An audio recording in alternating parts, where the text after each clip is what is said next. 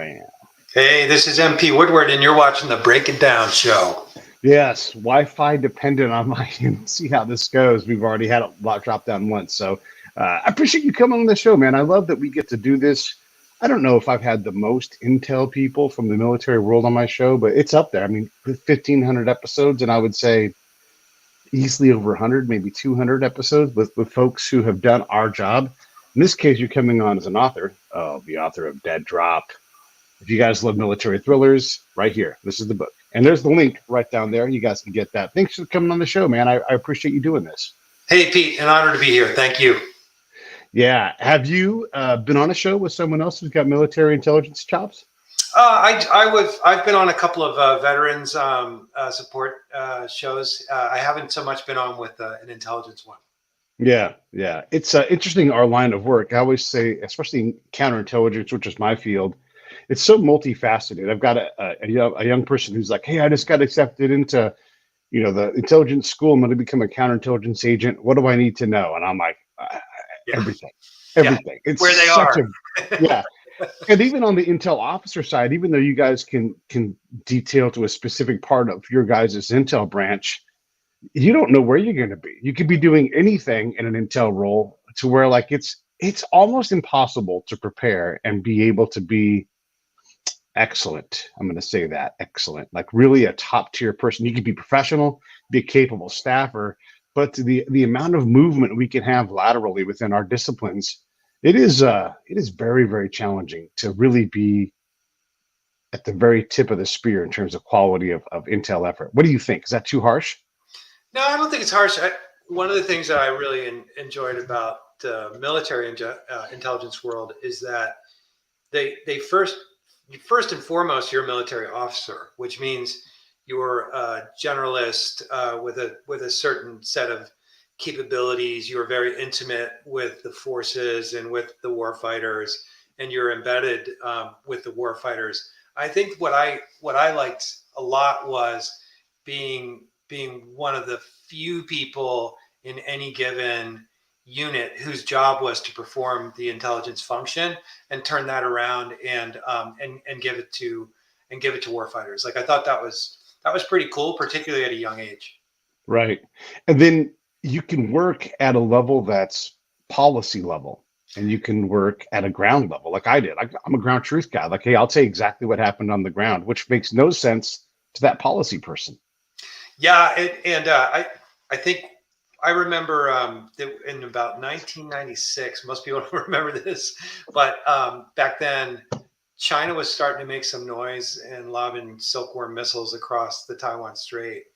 The Clinton administration was trying to figure out what the heck to do about that, and what signal to send. And I was fortunate enough as a young lieutenant to be on the U.S. Pacific Command ship called the USS Blue Ridge, with that intelligence staff with U.S. Pacific Command. And I can remember a video teleconference, at sea, and it was with the White House, right? I mean, it was literally connected to the admiral, and for a 27-year-old at the time to do all that was pretty darn cool. Yeah. I went to Bosnia in '96, right? So we're basically the same age. I was 26.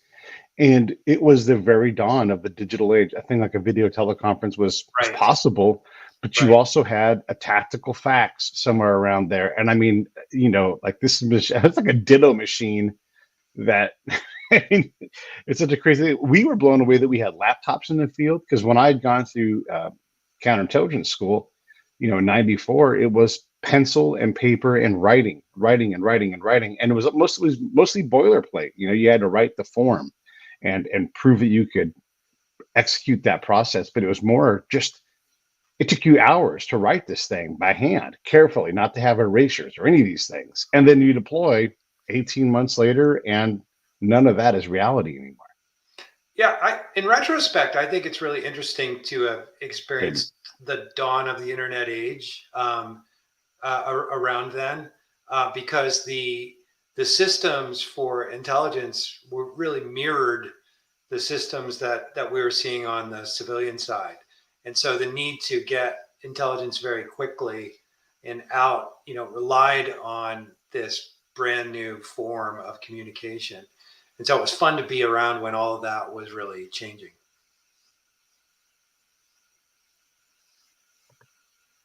Okay. I think I'm back. All right, I'm back. You're on my side. Yeah. Yeah. God dang it. Wi-Fi, man. I was saying that, 96 was the dawn of this digital age, right? We were using laptops, we were Hmm. using digital cameras. You go to the field with a printer and a scanner, all of these things. It was changing how we collected and how quickly information was moving now. Well, and at the end of the day, the the problem of intelligence in a big country like ours, with a really large bureaucracy of many different intelligence agencies, is to collate that information and gather it and put it together. And I think being there in the mid 90s, really at the dawn of the internet in general and internet technologies in general, networking technologies, was super interesting, because I think the intelligence community was effectively the early adopter of all that. And I remember all these different systems, and they were all separate from one another and homegrown technology. And then when internet technology really came along, where everything was networked, that all got standardized and faster and better, and I think was a precursor of how businesses ended up using it. But I always felt like the intelligence industry got there first. Yeah, I think you're right. And we were able to prove it in a place like Bosnia or on a ship or wherever you were. Could you move information faster? It also put a demand on the field collector where you had to, you were less worried about the burst transmission to submit your report or to courier it. And you were now forced with the task of, hey, we need more. Give us more, because you can move so fast in your collection and your reporting that it became, at least throughout my career, the biggest problem I had was there was not enough of me. I can go out and collect on a patrol, but then I still had to do prep for the next patrol and also write reports for that patrol, and fast, because you couldn't be behind the lieutenants who are doing their PowerPoints and quad slides and all those things. You sit down and take a nap and they're already working on their reports. Well, that's the thing of technology, raises the game, raises the expectations. And if really that information is originating with someone in the field, that part hasn't changed, right? I mean, the physical world is the physical world, and it's Yeah. all of a sudden the demands to input that into the digital world go up exponentially. Not to mention the fact that the number of consumers of that real-time intelligence, really multiplies.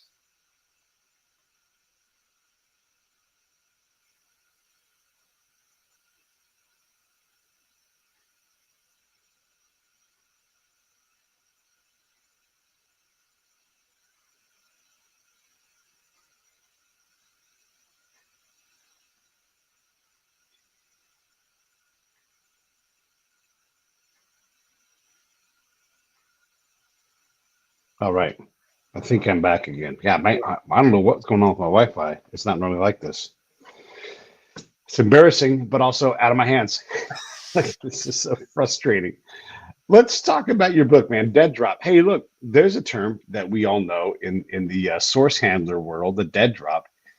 It's it's funny, folks will get fired up in the intel world about like things being classified. There are dead drops in movies all of the time. It's a common feature. But if you talk about it, on the spy side, people lose their minds. Have you had any pushback at all from people saying, "Oh, you can't cover that. That's classified"?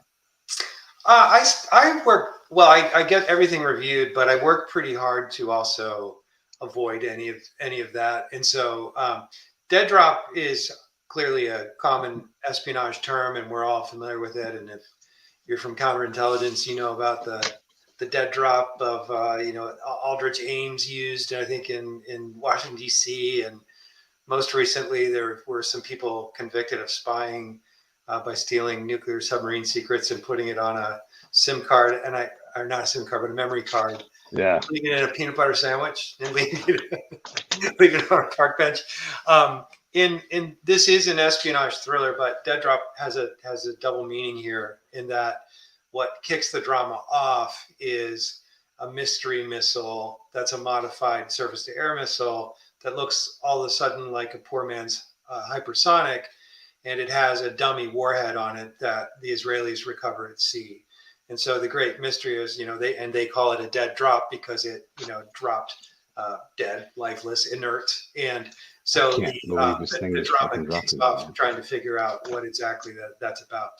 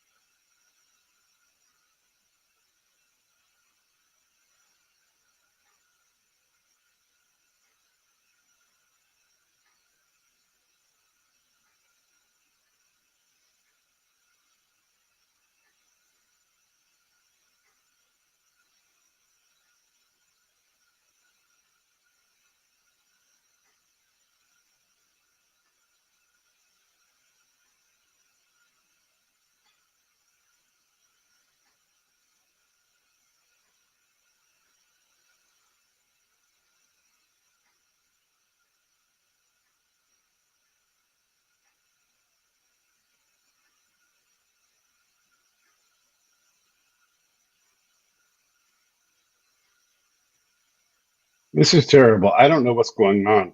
If this is not the norm, I apologize, man. This is it's hard to run an interview with you when my computer or my Wi-Fi is dropping every couple of minutes.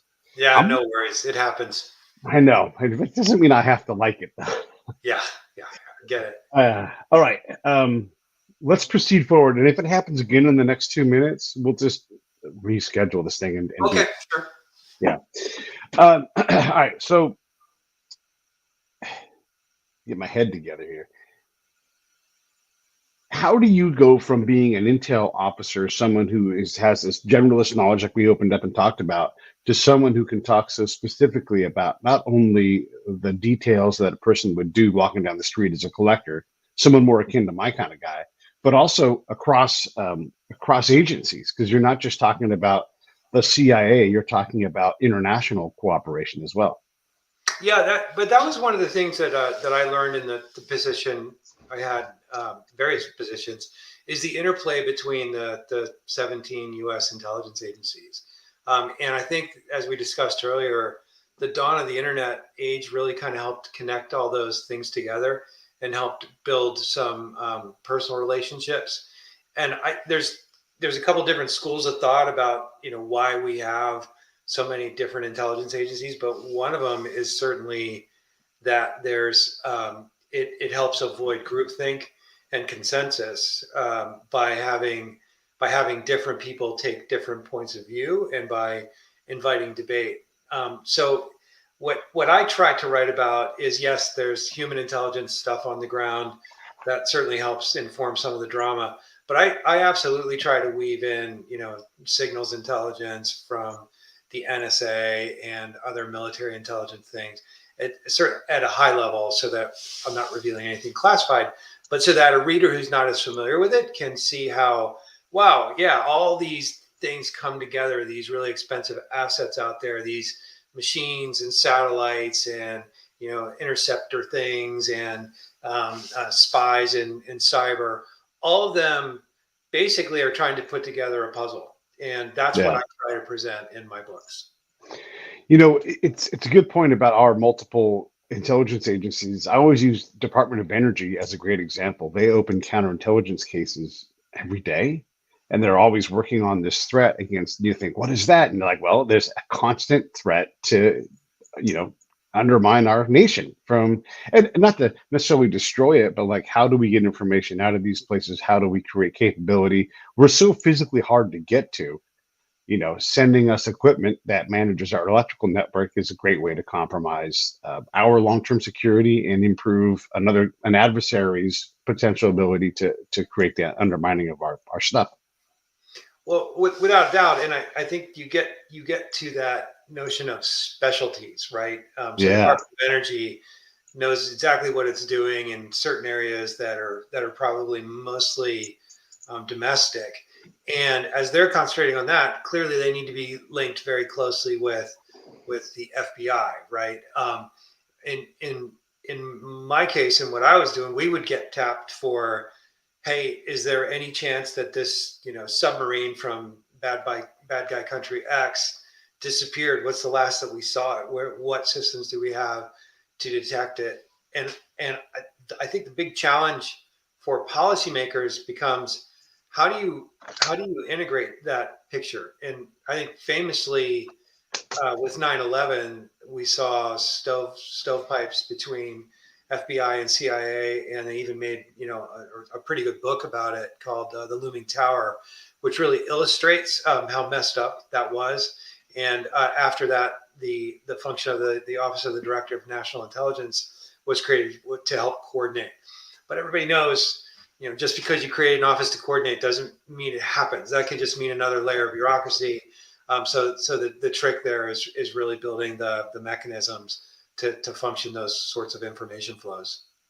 And it's an interesting conundrum in the intel world. It's hard to disprove a negative, and also you can have the best people in all of intelligentsia and have them buried in an office, like a sub office in the Pentagon, which is really a contract office, and the guy who works, out of a company that's working out of their mom's garage, but they have the best assets, but they are so irrelevant to anything that's happening at the higher level. And we saw this at 9/11. My buddy Eric Kleinsmith, they found the cells. They didn't know exactly what they had found, but they're like, there's something going on here. But they were too distant from any legitimate decision makers. And some of this stuff has changed post 9/11, but it's still possible for that to happen. Like, again, like a guy like me on the ground, if I'm not relevant to the commander, then my intel isn't helping him make a decision in the field, right? And so I've got to fix that, but I get to fix that by myself. I'm the guy that has to do that.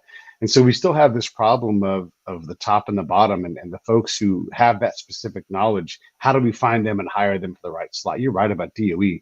They're so specific with what they do. They can go into the contract side of things and find people with these degrees, find these think tankers, and let's employ them. But again, are they relevant to the day-to-day fight? Or are they? And the other thing is, if you ring the bell too many times, here comes death and destruction. Here comes death and destruction. You become the office of here comes death and destruction. And is that even relevant to what the decision makers need day to day, or are they trying to find something else? It's a really interesting conundrum, I think. It's an interesting conundrum. It's also the basis of a lot of good books, right? The idea that hey, somebody has put it together and has figured this out, but the boss doesn't believe him, and you end up rooting for that guy, because you understand the stakes are big and important, and you appreciate that guy's persistence in trying to get to the boss. That's great stuff for fiction. I think in the real world, it is. I agree. It is a super big challenge, and we are talking about enormous organizations with lots and lots of layers, and a ton of people between the bottom of the top, and that's not unique to the intelligence community. That's true in every business and everything else. And so it takes capable, competent managers and good management systems to make sure that the right stuff gets through. You've got female characters in here, and I guess we should talk about that, because this wouldn't have been a very prominent thing, say 25 years ago even. Yes, there were female characters in the book, but you've got prominent female characters. Obviously, that's by design. What got you to that point? A couple of things. I grew up, like you said, 25 years ago. It wouldn't have been as so much the case, but over the last 25 years, it has, or it's grown more and more. And one of the things that I witnessed was I served with a number of very competent and successful female officers. One of whom has gone on to be an admiral. She flies. Well, I think she recently retired, but she flew F-18s and commanded an air wing. And then in business, I worked with so many women who were really impressive, because they had complicated lives. A lot of times they were single mothers, or they were fighting through attitudes. They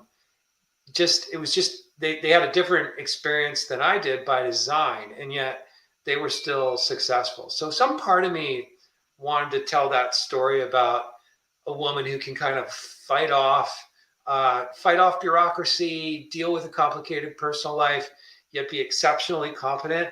It was also, for me, a kind of a foil to illustrate some of men's, less attractive attributes, right? So I wanted to get in some mansplaining, some sexist attitudes, things like that, just to try to, really for entertainment's sake, but also to try to illustrate the way that those things are going to exist. It doesn't matter what organization it is. It doesn't matter how professional, how vast its mission. At the end of the day, these are organizations with people dynamics. And to me, that's one of them. We've talked about these conundrums, and one of them is that we don't have the badges or the hats or the pins that say, hey, Pete is a badass collector. So there's no bona fides walking in. And traditionally, I have found that when you show up, everybody thinks like, hey, that guy, he dresses funny, or he's got a beard, or whatever it is. And they'll find some reason to minimize your role and your capability. And you come in with, as a female, it's the same thing, but you also have the female side of things. And I think Michelle Rigby-Assad is a great example of this. Here is this capable field agent. She's got Arabic capacity. Matter of fact, she's married to another person in the CIA who is, native Arab, and still struggled to be relevant to her commander in the field in terms of like, go out and go do your job. And it was like, well, you're a girl, and this has happened in the last 25 years. I mean, it's interesting that you have these things. Can we develop like a real, like, hey, this is a tip of the spear, hyper qualified collector, whether you're an analyst or working on the theory side or a mass inter? Can we develop something like that? Would that just become another thing that we went out and performed? And it doesn't mean that you could work in any, I don't know. I mean, you could be, like we talked about earlier, you can be in any setting. It can change. And it might take you 6 months, 8 months, a year to even get up to speed where you're like, now I get my job. And then you're looking at transferring in another 2 years or 1 year, or whatever, depending on the mission. Well, I think that's part of professionalism, though. One of the things that I wanted to portray in Dead Drop was from 3 different points of view: one Iranian, from a Quds officer, one from a pair of Mossad officers, and one from CIA officers. Was that you may or may not agree with their exact motivations, but you can understand them, and they are all putting aside their busy personal lives, the obligations they have to their families or whatever, to sacrifice to really perform the mission, to try to solve what they see as an existential problem, and to try to get something done. Nobody's ever a robot, so that's always going to creep in there. But the most professional people manage to have that line, and that was something I observed, both in the military as well as in business. And that's something I wanted to show, that the best people could do that regardless of their feelings and their emotions and what was happening for them personally. There's that Mike Tyson thing where you get up at 4:30 in the morning because you believe that your adversary is up in training, and you don't want to give him any quarter. And if you're chasing, like in my job, I'm looking for the intel asset. I'm trying to out collect them. I'm trying to be more relevant in the battlefield, and that means I have to be ubiquitous on this side of the fence, on our side, and as well as on the other side. And so you're just not afforded a lot of time to sleep. And hopefully you have someone who helps you analyze so you can have some time to not think about that and something else. But you're right, everything at the professional level, game time, there's no time for all of the other stuff. There's just moments where you can call home and say, hey, how's everybody doing? All right, I got to go, and back to work. Well, Mike Tyson's also credited with saying that everybody has a plan until they get punched in the face, right? And that is very much the way I try to portray my books and my fiction, which is that, they're all trying to be professional. They're all trying to follow something, but they're doing it with partial information, regardless of the perspective. And the moment there's some big twist or some, happening that they didn't expect, plans have to change on the fly. Alliances have to get made on the fly. Realignments happen. That's all part of the fun of writing a fictional drama. Yeah. How do you keep track of all the characters and places and things? Because that's quite complex. For me, I kind of settle on early on, like, hey, these are about the 3 to 5 main characters whose perspectives I'm going to portray.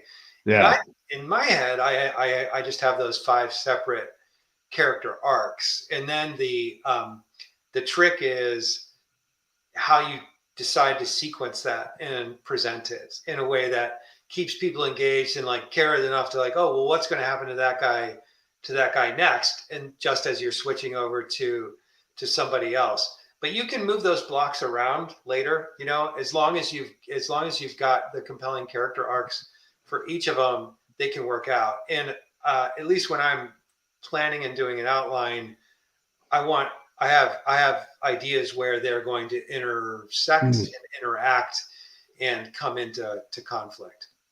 How rigid is that timeline? I mean, obviously you're not going to be like, it has to happen this way, but sometimes maybe you do. But how firmly do you hold yourself to the original concept that came to you? Because this stuff, I know from talking to a lot of you all, it's not fluid, but you're familiar with what's about to happen because you've seen and written this before. Yeah, there's a question of pacing, right? And it needs to be believable to the reader that, well, did enough time elapse where that could have happened? And so I usually start with the idea that, hey, this character arc, this whole story arc is going to be about 8 to 10 weeks, something in that neighborhood, maybe a little shorter, maybe a little bit longer. And then you start to divide up the actions that need to happen within that. And then that gets back to that question of sequencing. And, you know, there's some things you decide to present directly, you know, an action scene where there's a fight, et cetera, right? It's direct action. But there's other things that happen, quote unquote, off camera, where you can come back and a character can be discussing something with another character, and they're discussing the thing that happened off camera. And you the reader, you get it. You're like, oh yeah, that makes sense. It's been 10 days. I see what happened. I don't have to read about it. I know that it happened. And that's at least how I manage a geopolitical story where you've got, you know, people from multiple governments covering a complex issue that's unfolding over a couple months. Yeah. Yeah. And there's the MacGuffins that you can use, the plot devices to change these things. And in real life, you know, we take out General Soleimani, the Quds Force commander. And if you know anything about that guy, it's like good riddance. But if you're on the Iranian side, like, oh man, that's going to be a sorting. And let's imagine like his number 2 is in the car with him at the time.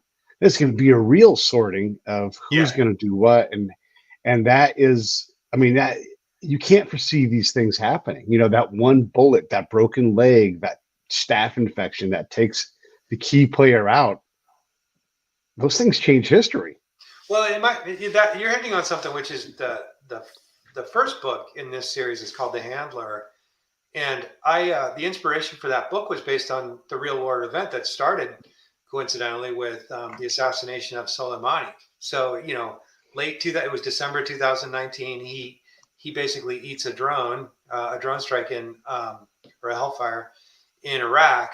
And then the Iranians, you know, launched missiles against an American base in Iraq.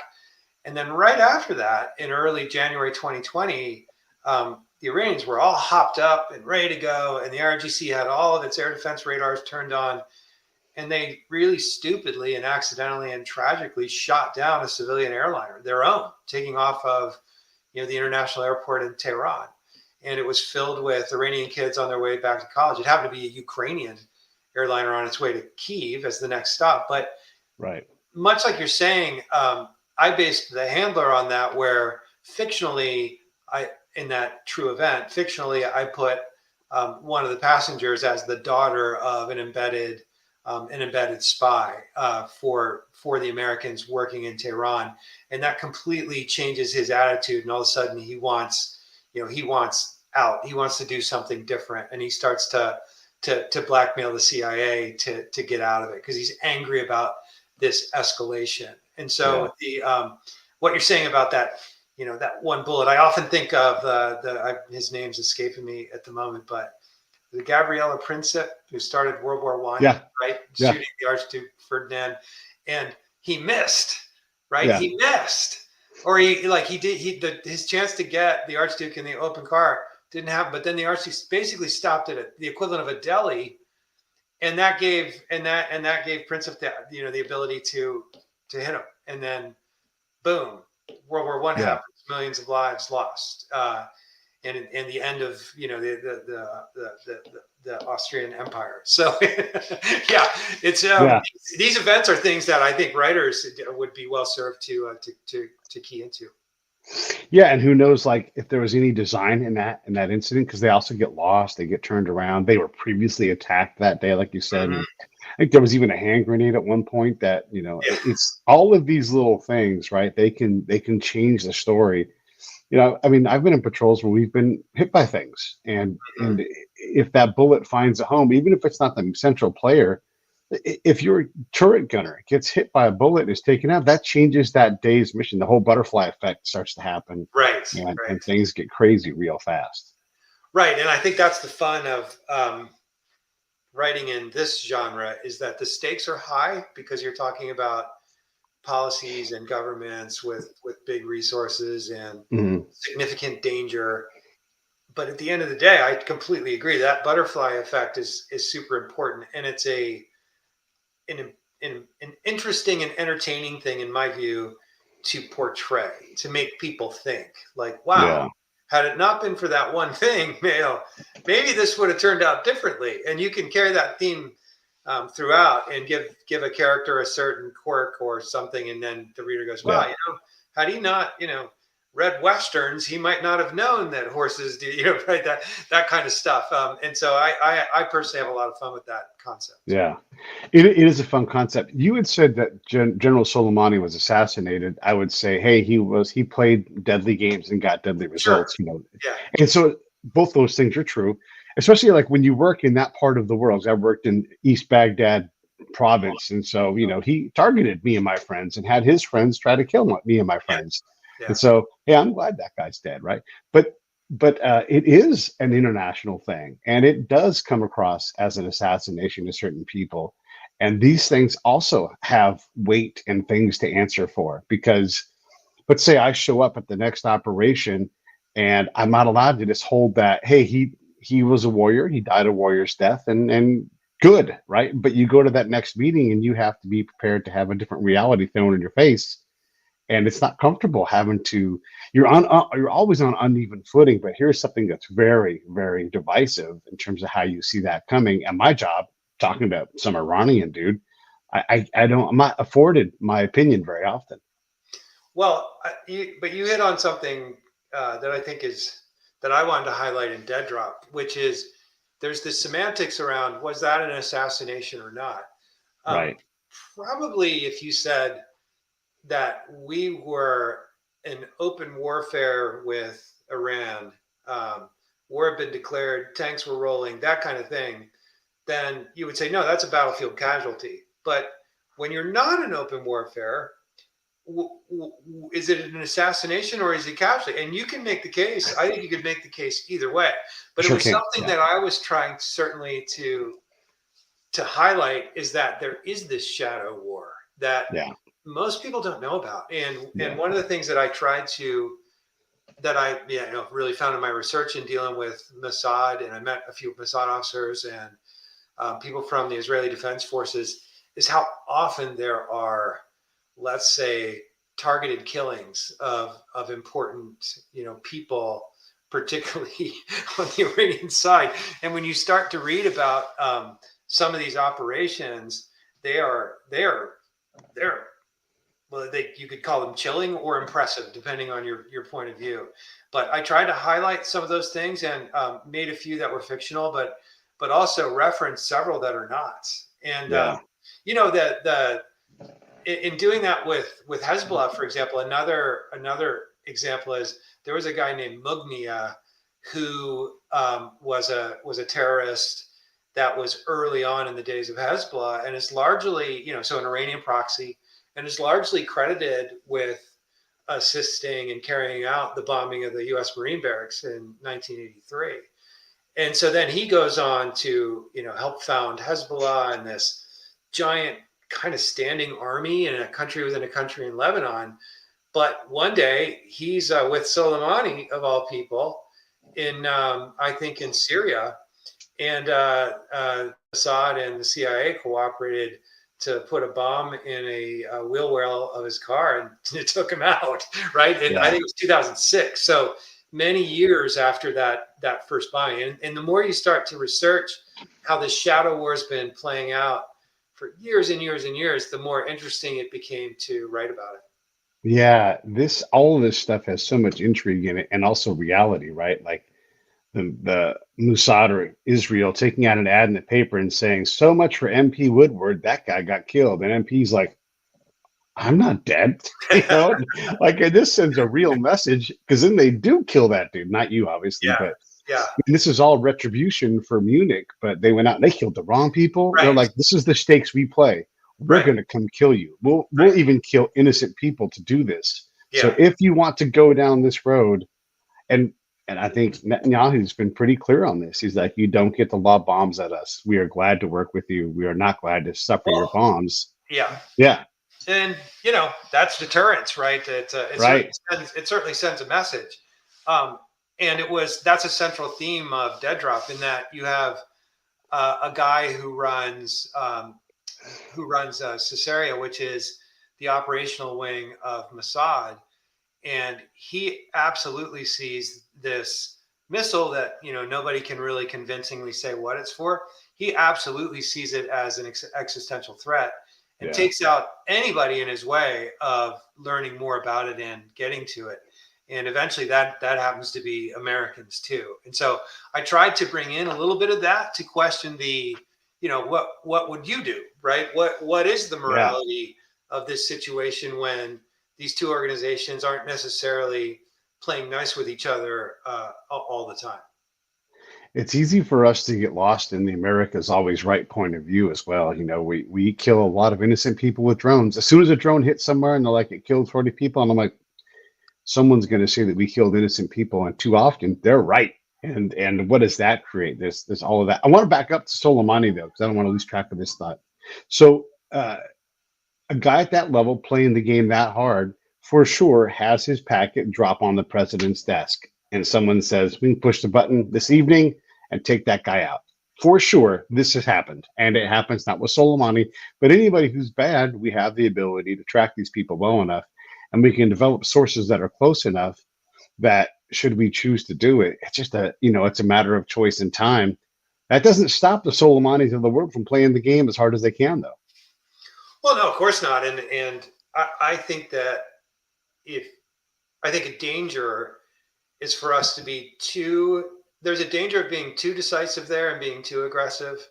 But there's also the opposite. And yeah, I agree with you. It has certainly happened that somebody put something on a desk. But I also think that when they put that thing on the desk, there's a legal opinion. Yep. There's, hey, how's this going to play politically? How's this going to, what impacts will this have on the UN? So there are lots and lots of risks to weigh. Yeah. The Soleimani incidents, I think one of the clearer.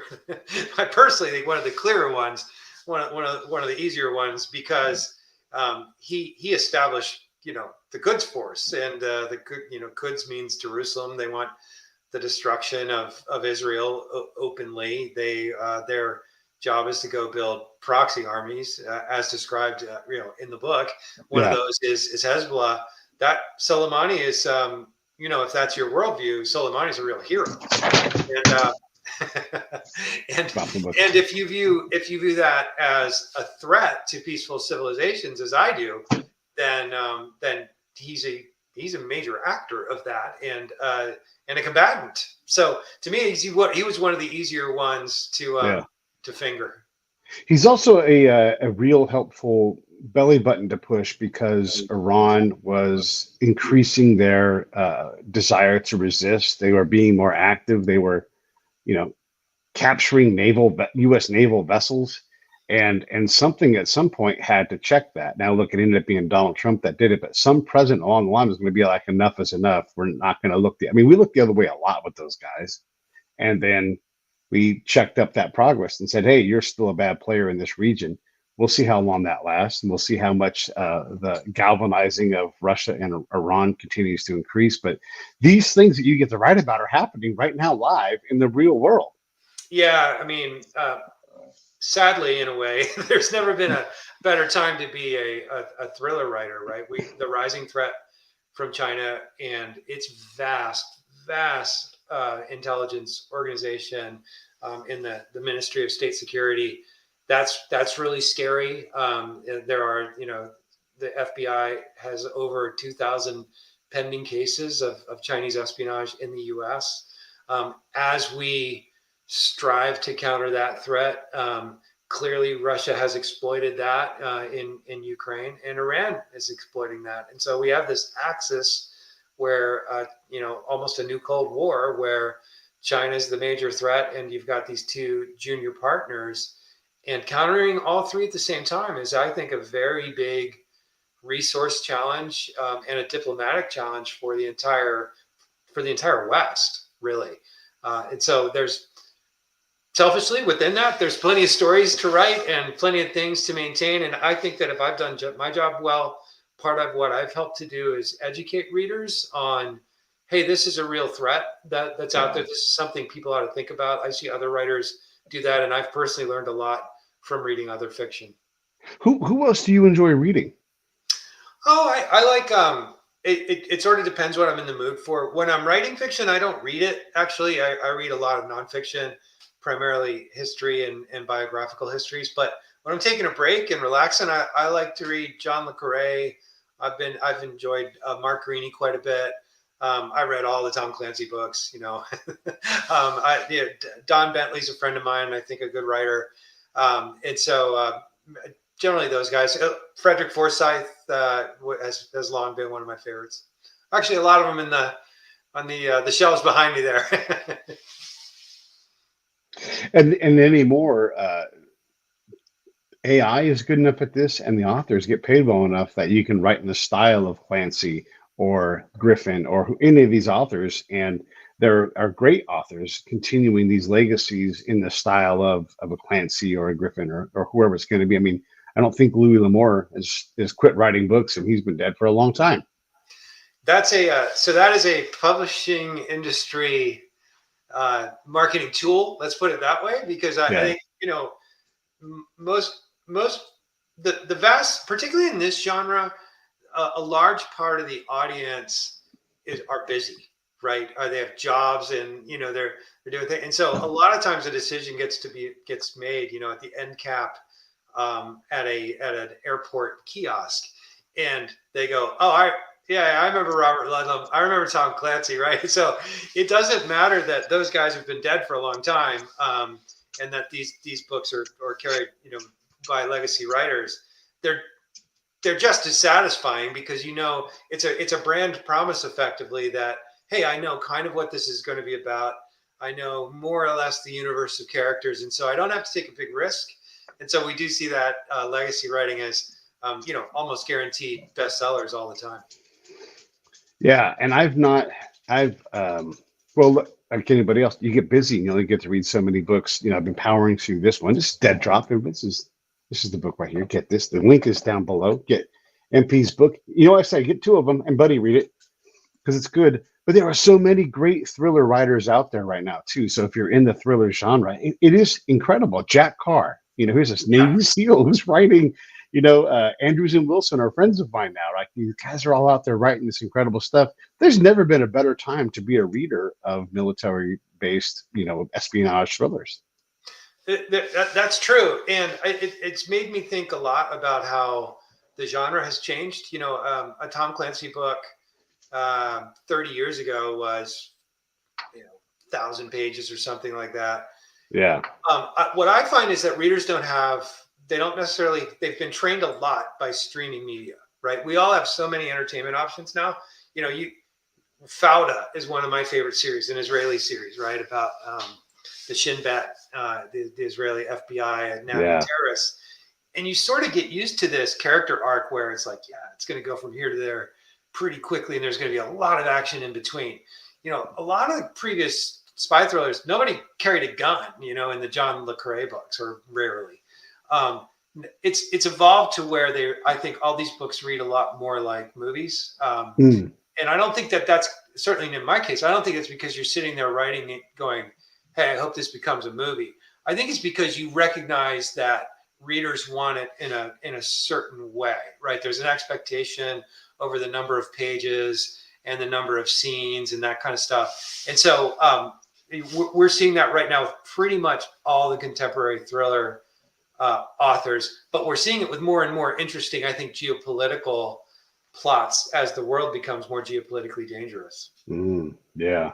You know, I can't remember which book it is. We'll say it's Some of All Fears, but it's one of the Clancy books. And every now and then, a very short chapter would come up and like, there's a redwood tree floating in the Pacific Ocean. It's so funny you say that because I totally remember that. I agree with you. I don't remember what book that was, but I've thought about that very thing as a writer because, okay, a redwood tree floating in the Pacific, and you knew like this is going to matter.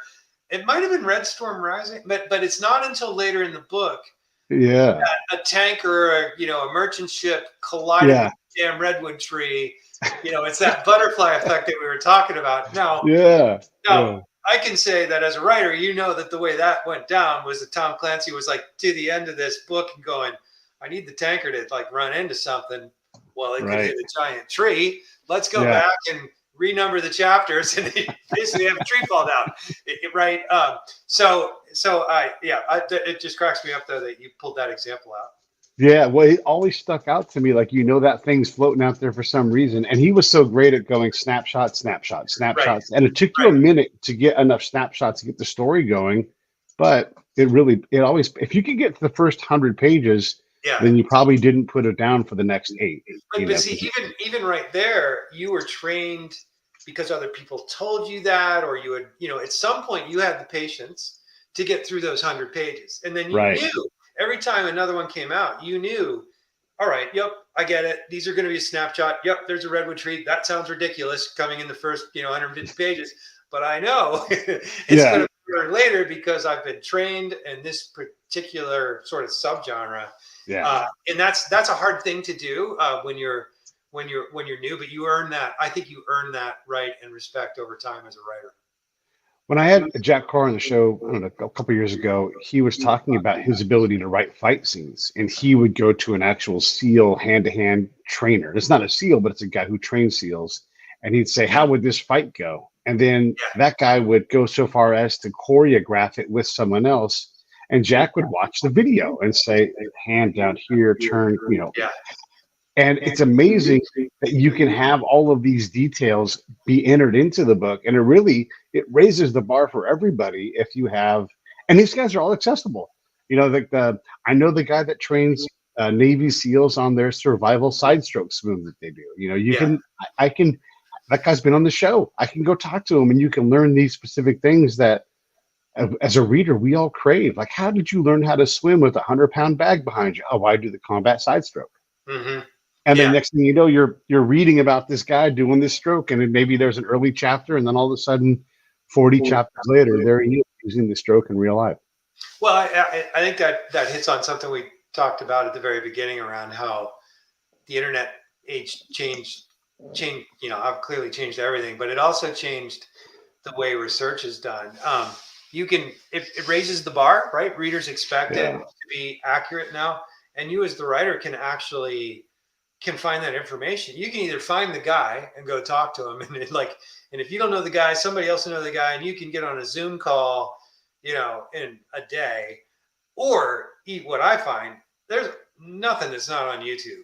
I was writing a short story taking place in World War II, and my hero was a B-17 pilot, and I found a YouTube video from, the War Department from 1940 about how you fly a B-17. And you're like, pretty much watch that for an hour. And you're like, I think I got the lingo, So that it really, I think it helps a lot with authenticity, as long as you don't go so far down the rat hole that, you're boring readers or you're wasting a lot of time. But that's possible too. I did the same thing. I'm working on a family scale documentary of my grandfather who flew Hellcats in World War II, and Oh, you cool. can literally watch their training videos on how to fly Yeah. the plane. You know, Right. like Right. and see exactly what they learned in each flight school location, and you can see the interview from the surviving Hellcat pilot, who's by the way dead now, and he's like, Yeah. and then we did this, and then we did, you know, and so you can walk yourself through that entire process. It's amazing. Yeah. That rabbit hole thing, though, sometimes it's a story device and sometimes it's a rabbit hole. Like, for example, I was in Iraq and we had a sniper, probably Iranian, but who knows, right? And he was hunting our unit and he shot the same guy twice, by the way. And Wow. so once that sniper shows up on station and he takes a crack at someone, the entire it's an infantry battalion. They stop doing what they were doing and they focus a lot of attention on that one dude. And if he's Yeah. going to operate there, and so there's a whole there's hours and hours of plot devices in there where, you know, what helicopter is going to be on station, what drones will be there, and then you just as an author you can open up a whole new line of plot based upon that thing. It might be a short multi-chapter arc, but you also made us ignore it because you don't want this infantry battalion taking over the entire book because Right. you know. Right. But there are, I think that this gets into that question of authenticity. And I think if the writer does his job right, it's not the next, 100 pages on infantry maneuvers and explaining all the jargon, but it's having the characters act in such a way that real ones would, to where the reader goes, yeah, that seems completely plausible to me. And the way they're talking about it makes total sense to me. And then, cut away to them, doing the thing. And you're like, yep, that equipment also looks right to me. Pretty sure I saw that in Black Hawk Down or, whatever. But getting there really, really quickly and letting the reader observe that in a way where it doesn't feel like you're, inventing stuff. It feels like you're reporting. It's sort of reportage and a bit more like being a journalist, I think, in that case. I think that can really help a story along. One of the things that you learn in counter sniper operations is to do the lazy W, right? Where your body's always in motion and you're always doing this when you're outside, you're standing there. And I imagine it could be as simple as that. Like, everybody standing outside started doing lazy W's, Right. Yeah. And it's like, a clause this long that says, he was doing this. They called it the lazy W. You're like, oh, that's interesting. I don't know that, right? Like, you move on. Yeah. When you write these books, here's the book, Dead Drop. How excited do you get? Like, are you like fully engrossed? Are you sweating and everything else? Because there's the iron ass writers. There's the ones that are like, I'll write for 200 words and go away, right? There's every kind. So how physical of a process is this for you? I get embarrassingly emotional. Yeah. You become very vested in your characters. They seem super real to you. You start to question your sanity, quite frankly, because to you it all seems really, really real. Yeah. And it's odd. It becomes like odd to sort of step back and go, you made this whole thing up, right? It's like it just doesn't, for the life of you, feel that way. Not internally. And I had this conversation with a screenwriter, a film guy who was interested in the book. And those guys are really cool because they talk to so many people and all this stuff. Yeah. And I was like, dude, I don't know if I'm insane or what, but like sometimes I cry a little, and he's like, let me tell you, if you weren't getting emotional, it wouldn't be any good. Like that's when you're in that place, that's a sign. And that was kind of a turning point for me to realize that was not only okay, but something to seek, because if I'm having that reaction, then hopefully the reader's going to have that reaction too. Kat Connor's a friend of mine. She's written a bunch of FBI thrillers. She writes some spy stuff now. And she weeps when these people die. She hears the music that she can see through their eyes. Like she's really channeled these people. And then I know you're going to recognize this. She predicted the COVID outbreak. Like she was her book previous. She literally caused that thing to happen. It's like, but you guys, you again. you guys, and you professionally, you're trying to find these paths, right? Mm-hmm. Like the guy who did your job prior to the Olympics, and he's like, there could be and he basically predicts the entire kidnapping, murder scenario, and So someone is going to get it right, and it's not going to be just one someone anymore. It's going to be several someones who are like, I was on this. I knew this, because you guys are playing just in front of history. Well, wasn't there a Tom Clancy book? I forget which one. Maybe it was Executive Orders, where a plane, basically hit the Joint the Capitol building, right?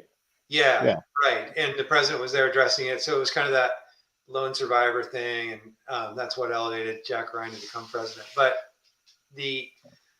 I'm working on a standalone book right now that is much more military and limited war centric. Let's just put it that way, and it involves China. And I really, man, after doing all this research and stuff, it feels so utterly plausible to me as to the way it's unfolding that, and you kind of hope you're not, you really hope you're not right, but you're reading from all over the place, and you're like, I'm not wrong. Yeah. And that can be a little bit troubling. I mean, this is a real thing, when people are talking about politics and that kind of thing, and say gun control, and we're not going to get political here, but they'll talk about these things. I'm like, you're underestimating the planner. You're underestimating the person who's a psychopath. Don't give them opportunities to think bigger. Like, it's almost a better problem to solve at this point. It's a horrible, ugly, horrible thing, but Timothy McVeigh didn't use a gun at all. And it was pretty horrible. It gets into, like, you're writing about villains and thinking like them.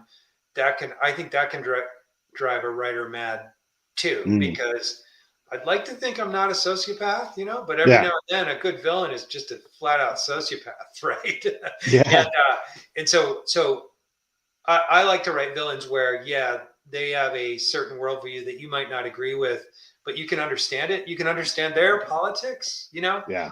But then you want to make them a little mean too, and that gets to be difficult sometimes.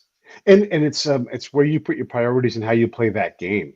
Israel plays the game a lot more rough than we do. We're worried about political partners and all these other things, and they have a very A to B approach to these things that can be hyper lethal.